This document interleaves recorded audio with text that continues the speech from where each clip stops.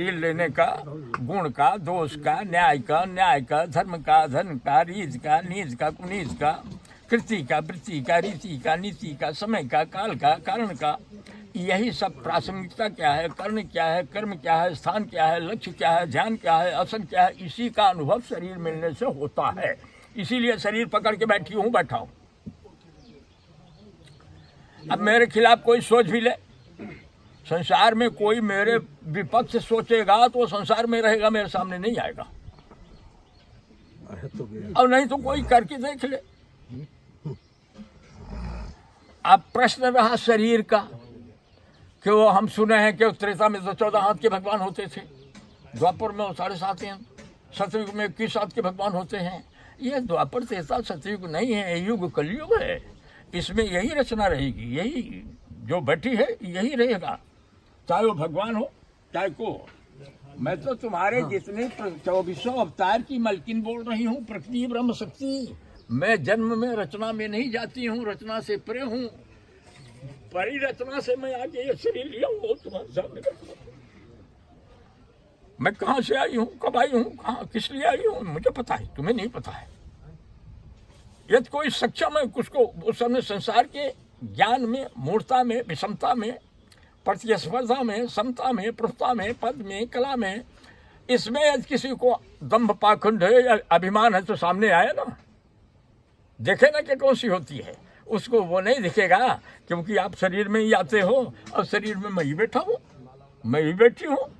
तो आपको इस शरीर में, उस शरीर से निकले तो इसमें इंगेज हो गए। इसीलिए आपको सामने पड़ने पे कोई बुद्ध काम नहीं करती, मन काम नहीं करता, कोई चेष्टा काम नहीं करती, कोई विचार काम नहीं करता, कोई तर्क वितर्क काम नहीं करता। मेरे से कोई प्रश्न उत्तर भी आपकी बुद्धि नहीं कर सकती। करके देख लो सोच के। तो मेरे जब पक्ष में नहीं कर सकते तो मेरे को राग द्वेष से, घृणा से, या कोई नुकसान पहुँचाने के, या कोई दुश्मनी से मेरे सामने उतरे भला आए मेरे घर में। तुम्हारे घर में तुम्हारा दुश्मन तुम्हारे मंजूरी के बगैर जाएगा क्या? मेरा भी ये घर है, एक ही कक्ष है जो 1 किलोमीटर गहरा है, 3 किलोमीटर चौड़ा है और 13 किलोमीटर लंबा है। मेरे सामने आएगा वही जो मेरे में होगा। प्रतिस्पर्धा, क्षमता, प्रभुता। अब मठ मंदिर है, वो अनाजकाल से प्रथा है, परंपरा है, वो चलती रही। अन्य युगों में, सब युगों में संत हुए, ऋषि हुए, तपस्वी हुए, महात्मा हुए, साधु हुए, वो गुरु चेला हुए, महंत हुए, साधक हुए, उपासक हुए, आराधक हुए, तंत्र हुआ, मंत्र हुआ, जंत्र हुआ। सारे ये संसार का यही खिचड़ी चलता रहा है, वो चल रहेगा, चलता ही रहेगा। उससे ही आप लोगों को निकल जाना है, समय पे, कार्य पे, कारण पे, कर्म पे, क्योंकि आपका कर्म प्रधान है। ये जो है, इसके बाद फिर अब शरीर का स्वामित्व, प्रभुत्व नहीं है। ये आखिरी स्टेज है, जिसको क्या कहते हैं, टेल है।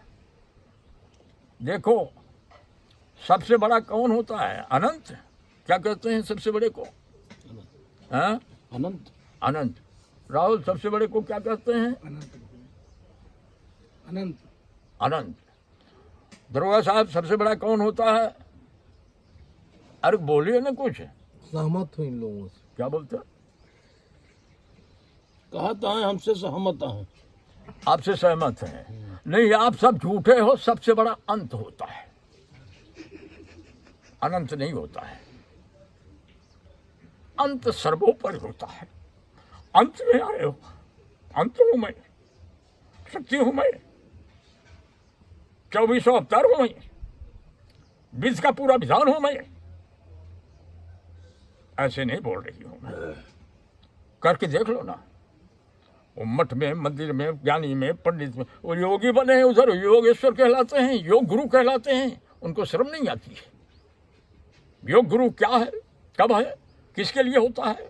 उसका ये योग गुरु का सहयोग सतयुग में हुआ था, जब देवासुर संग्राम चला था, देव दानव का महामाया के लिए जब युद्ध चला था, उस समय योग गुरु का प्राकट्य स्वयं भगवान शिव किए थे।